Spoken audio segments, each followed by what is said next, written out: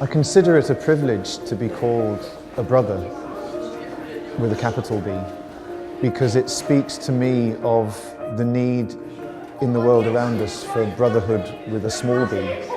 And obviously, as a brother, I feel that it's part of our mission to further that fraternal community wherever we are, here in school, in our own community, as brothers, but also in the wider society.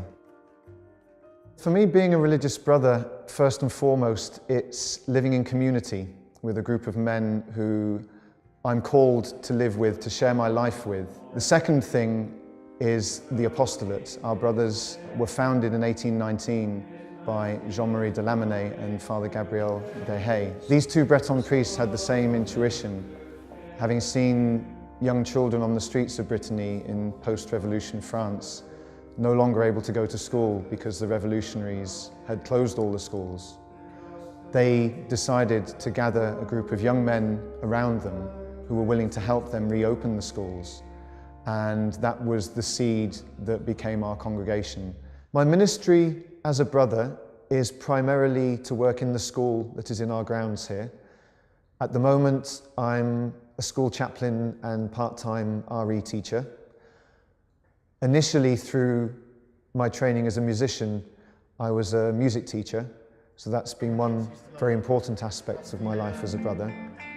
And even though I'm not teaching music at the moment, it's something that over the years I've come to realise is central to my ministry as a brother, and in particular through liturgy, through school worship and through parish worship.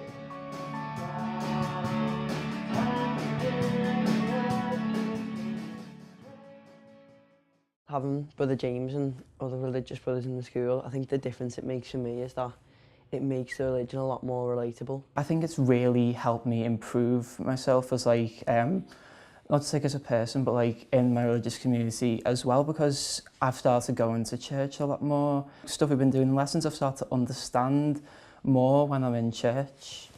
I get distracted less and actually listen more to what's being said.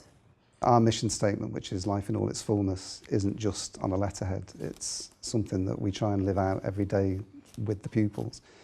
And having the brothers here means that they can see a particular way of living out that message and living out gospel values and delivering life in all its fullness.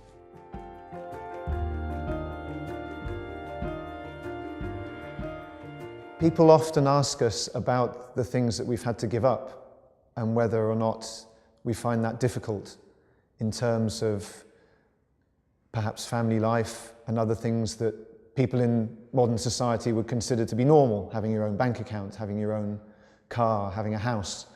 It's something that reminds me of the passage in the Gospel where Jesus says that if you give your life to Him, if you follow Him, then you will be rewarded 100-fold with family, friends, anything you could ever ask for or wish for.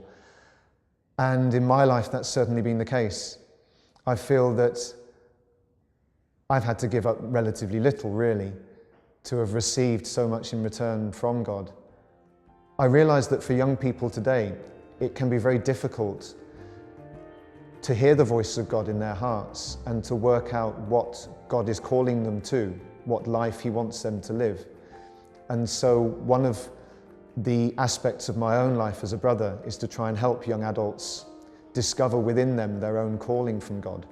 And I've often used an image when talking about this of two pairs of hiking boots where you've been on a journey together and you have the boots lined up side by side, and one pair is maybe slightly smaller than the other. And so you have a kind of older brother, younger brother relationship. And that's an image that speaks very powerfully to me, because I've been in situations in my life where I've had those older brother type figures. And I feel that it's a privilege for us as brothers in religious life to be able to fulfill that role also for the young people that are entrusted to our care and those that we encounter in our daily lives.